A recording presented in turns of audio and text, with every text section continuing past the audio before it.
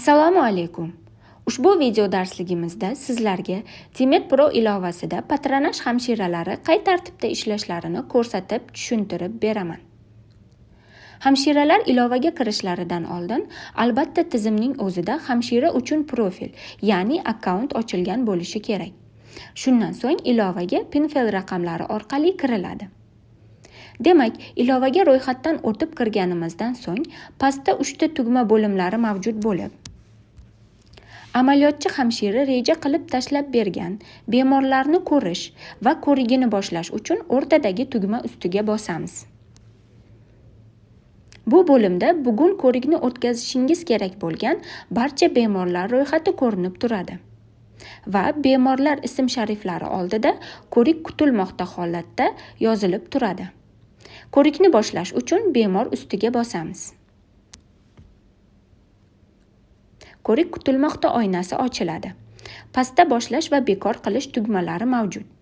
Agar biror bir sababga ko'ra ko'rikni bekor qilmoqchi bo'lsak, bekor qilish tugmasi ustiga bosamiz. Rostdan ham bekor qilish uchun ko'rikni bekor qilish ha tugmasi ustiga bosamiz. Ko'rik bekor bo'ladi. Ko'rikni boshlash uchun boshlash tugmasi ustiga bosamiz. Joylashuv yoqish xabari chiqadi va yoqish tugmasi ustiga bosamiz. Ko'rik boshlandi. Qanday maqsad bilan bemor ko'rigi o'tkazish tanlangan bo'lsa, shu maqsad ko'rinib turadi va to'ldirish tugmasi ustiga bosamiz. Profilaktik ko'rik oynasi ochiladi. Shundan so'ng ko'rik boshlandi va barcha kerakli maydonlarni kerakli tartibda to'ldiramiz. Antropometriya, ya'ni bemorning bo'yi, og'irligi,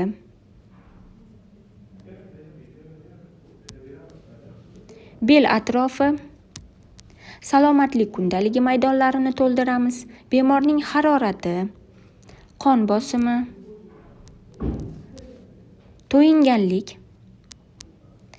to'yinganlik maydoniga bemorning qondagi kislorod foizini kiritamiz.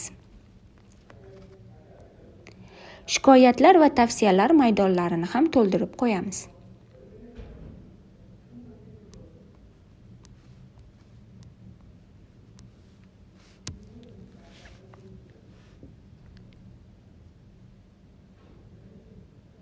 Barcha maydonlarni kerakli tartibda to'ldirib bo'lganimizdan so'ng saqlash tugmasi ustiga bosamiz.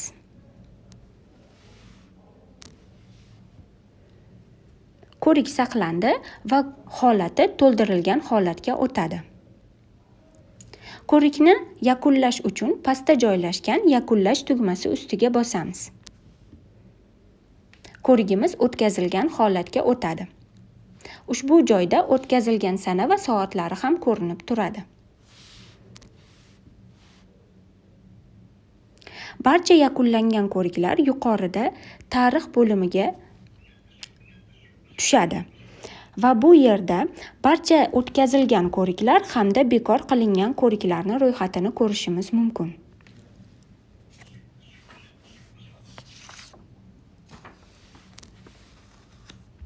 Rejadan tashqari ko'rikni o'tkazish uchun shu bo'limdagi plus tugmasi ustiga bosgan holda rejalanmagan patronajni yaratishimiz yoki pastdagi birinchi tugma, ya'ni bo'lim ustiga bosib, patronaj ro'yxatga yozish tugmasi ustiga bosgan holda rejalanmagan patronajni yaratishimiz mumkin.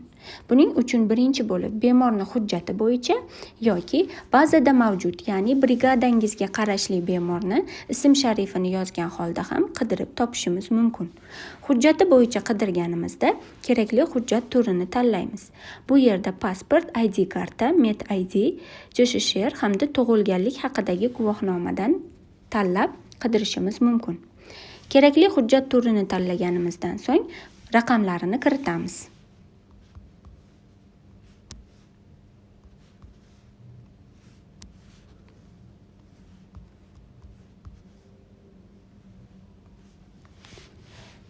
Shundan so'ng bemorni izlash tugmasi ustiga bosamiz.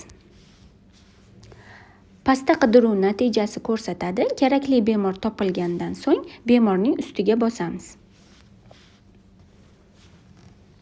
Ko'rik maqsadini tanlash uchun maqsadni tanlash tugmasi ustiga bosamiz. Ushbu joydan kerakli maqsadni tanlaymiz. Va patronaj ro'yxatga yozib qo'yish tugmasi ustiga bosamiz. Yozib olindi xabari keladi. Ko'rik kutilmoqda oynasi ochiladi va ushbu joydan ko'rikni boshlashimiz yoki bekor qilishimiz ham mumkin. Ko'rikni yuqorida ko'rsatilgan ketma-ketlikda o'tkazamiz. Boshlash tugmasi ustiga bosamiz, yoqish tugmasi ustiga bosamiz.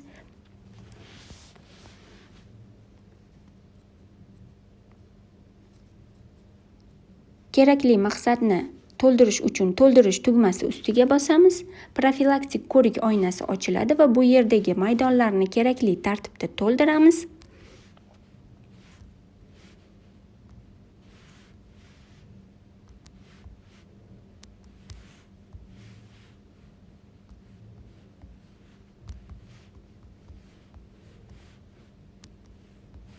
Shikoyatlari va tavsiyalar maydonlarini ham kerakli tartibda to'ldirib qo'yamiz. Shundan so'ng saqlash tugmasi ustiga bosamiz. Ko'rigimiz saqlandi va holati to'ldirilgan holatga o'tadi. Ko'rikni yakunlash uchun pastdagi yakunlash tugmasi ustiga bosamiz. Ko'rigimiz yakunlandi va o'tkazilgan holatga o'tadi. Sanalari va soatlari ham ko'rinib turadi. Yakunlangan ko'rigimiz tarix bo'limiga tushadi. Pastdagi 3-tugma bo'limida hamshiraning shaxsiy ma'lumotlari va akkaunt sozlamalari mavjud. Ya'ni bu yerda tilni o'zgartirish, rolni o'zgartirish, xavfsizlik hamda akkauntdan chiqish. Patronaj hamshirasining ilovada ishlash tartibi shulardan iborat edi. E'tiboringiz uchun rahmat.